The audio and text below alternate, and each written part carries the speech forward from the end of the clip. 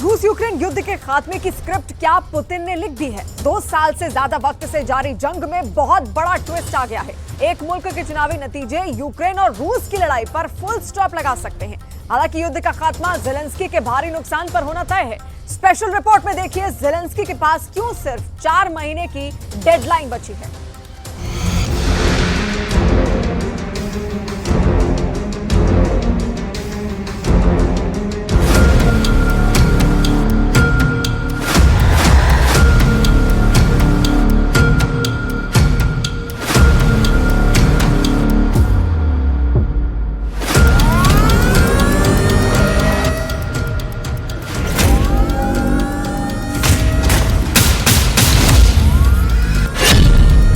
NATO से मिल रहे 2 गुने हथियार, जंग के महीने बचे 4।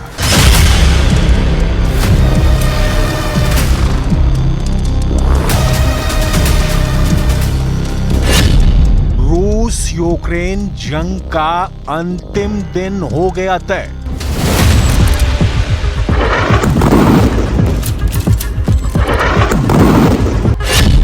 ट्रंप बताएंगे रूस यूक्रेन जंग का नतीजा।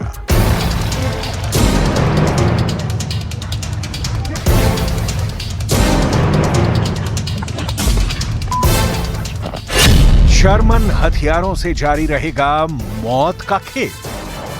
रूस और यूक्रेन के बीच 2 साल से ज्यादा वक्त से चल रही जंग का अंत अब निकट है। जेलेंस्की के पास अब सिर्फ 4 महीने का वक्त रह गया है। अगर इन 4 महीनों में जेलेंस्की ने रूस को मात नहीं दी तो सब कुछ खत्म हो जाएगा। और इसलिए अगले 4 महीने के लिए यूक्रेन ने बड़ी तैयारी कर ली है। यूक्रेन को नाटो का भी पूरा साथ मिल रहा है। खासकर अमेरिका और जर्मनी ने यूक्रेन को नई सहायता देने का ऐलान कर दिया है। इसके अलावा अमेरिका, नीदरलैंड और डेनमार्क ने मिलकर घोषणा की है कि वो यूक्रेनी सैन्य पायलटों को F-16 लड़ाकू विमान उपलब्ध कराएंगे। अकेले अमेरिका ने यूक्रेन को करोड़ों डॉलर की सैन्य सहायता देने का वादा किया है। अमेरिका ने यूक्रेन के लिए 22.5 करोड़ डॉलर के नए सुरक्षा पैकेज की घोषणा की। इसमें कई घातक हथियार जैसे patriot missile, artillery rocket system और मिसाइलों के अलावा गोला बारूद और दूसरे सामान भी शामिल है। यही नहीं, साल 2022 में रूसी आक्रमण के बाद से वॉशिंगटन यूक्रेन को 50 अरब डॉलर से ज्यादा की सैन्य सहायता दे चुका है। अमेरिका और नाटो की मदद से यूक्रेन अब रूस पर आखिरी चढ़ाई करने की तैयारी में जुट गया है। जेलेंस्की को मालूम है कि अगर यूक्रेन इस 4 महीने में रूस के कब्जे से अपने इलाके नहीं छुड़वा पाया तो फिर बहुत देर हो जाएगी। फिर हमेशा के लिए यूक्रेन के कुछ हिस्सों से अपना दावा छोड़ना पड़ेगा। Since Russia opened a new front in Kharkiv, the front line and the board line is more or less the same. So the only way to hit military targets, missile launchers or airfields which are conducting attacks against Ukraine is to hit military targets on Russian territory, because the front line and the board line is more or less the same. आपको बता दें कि America सैन्य मदद के मामले में Ukraine का सबसे बड़ा साझेदार है। इसके बाद दूसरे नंबर पर जर्मनी आता है। दरअसल यूक्रेन रूस के खिलाफ जंग में पूरी तरह से पश्चिमी देशों के हथियारों पर निर्भर है, जबकि रूस ने जंग के ऐलान के साथ ही अपने डिफेंस निर्माण सेक्टर को जंग के लिए तैयार कर लिया था। यूक्रेन लगातार ये दावा करता रहा है कि रूस को चीन, नॉर्थ कोरिया और ईरान भी मदद कर रहा है। हालांकि अमेरिका और जर्मनी की मदद से यूक्रेन इस जंग को लंबा खींचने में सफल रहा है। रिपोर्ट की माने तो जर्मनी ने अगले साल के लिए यूक्रेन को देने वाली मदद की तैयारी कर ली है। जर्मनी ने डेनमार्क के साथ मिलकर 8 नए leopard 1A5 main battle tanks Ukraine को दिए हैं। इसके साथ ही जर्मनी के मुताबिक उसने 21,000 राउंड एम्यूनेशन भी यूक्रेन को दी है, जिसका इस्तेमाल जेपर्ड एंटीक्राफ्ट गन में किया जाएगा। यूक्रेन जेपर्ड एंटीक्राफ्ट गन की मदद से ही रूस की तरफ से इस्तेमाल किए जाने वाले ईरानी ड्रोन को मार गिराता है।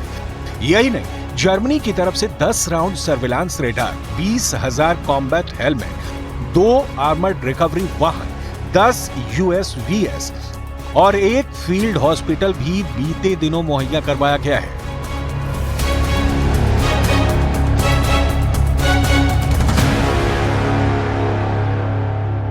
Ну, о чем мы говорим? Поставки идут военной техники, тяжелой техники. Сейчас рассматривается вариант поставки самолетов. Собственно говоря, вот сегодня я уже говорил о том, что там на одном участке предпринимаются попытки атак силами 2 рот при поддержке 5 танков. На другом участке тоже 1,5 роты.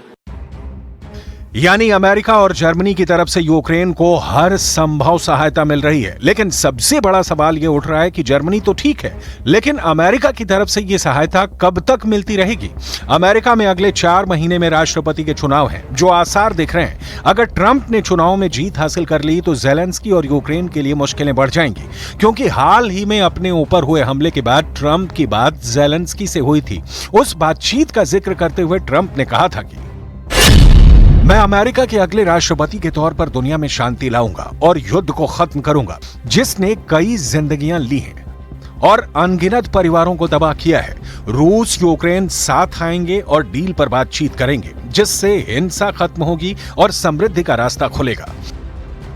ट्रंप जिस दावे के साथ यह बात कर रहे हैं, उससे साफ जाहिर है कि उनकी सत्ता आते ही ज़ेलेंस्की को अमेरिका की तरफ से जंग बढ़ाने के लिए जरूरी मदद नहीं मिलेगी, और अगर वो मदद नहीं मिलेगी तो ज़ेलेंस्की के लिए रूस के खिलाफ जंग लड़ना नामुमकिन हो जाएगा। क्योंकि 27 जून को राष्ट्रपति पद को लेकर हुई बहस से पहले भी ट्रंप ने वादा किया था कि अगर वो फिर से राष्ट्रपति बनते हैं तो वो पद संभालने से पहले युद्ध को समाप्त करवाएंगे। यानी ट्रंप रूस और यूक्रेन जंग के समर्थन में नहीं है। ज़ेलेंस्की इस बात को लेकर परेशान है कि ट्रंप के अभियान के बढ़ने और बाइडेन के पीछे हटने के कारण यूक्रेन अमेरिका का महत्वपूर्ण समर्थन खो सकता है।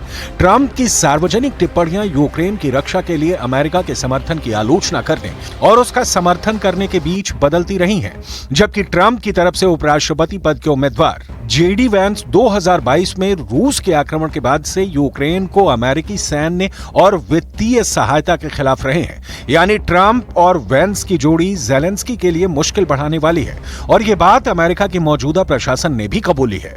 अमेरिकी विदेश मंत्री एंटनी ब्लिंकन ने एक संकेत दिया था कि अमेरिका भविष्य में यूक्रेन को सहायता देना बंद कर सकता है। दरअसल जब उनसे पूछा गया कि क्या डोनाल्ड ट्रंप के राष्ट्रपति बनने पर यूक्रेन को सहायता देना जारी रहेगा, इस पर ब्लिंकन ने कहा, इसलिए हमने कई काम किए हैं, और देखिए हर प्रशासन के पास अपनी नीतियां तय करने का अवसर होता है। हम भविष्य को सीमित नहीं कर सकते। अगर मौजूदा रूस यूक्रेन जंग के आंकड़ों की बात करें तो यूक्रेन के मुताबिक इस जंग में रूस के 5,79,490 सैनिकों की मौत हो चुकी है, जिनमें से 1370 मौतें पिछले 24 घंटे में हुई हैं। यानी यूक्रेन का दावा है कि रूस को इस जंग में भीषण नुकसान हुआ है। दूसरी तरफ रूस यूक्रेन के 4 हिस्से डोनेट्स्क, खेरसोन, लोहांस्क और ज़ैपोरिज़िया पर कब्जे का दावा करता है।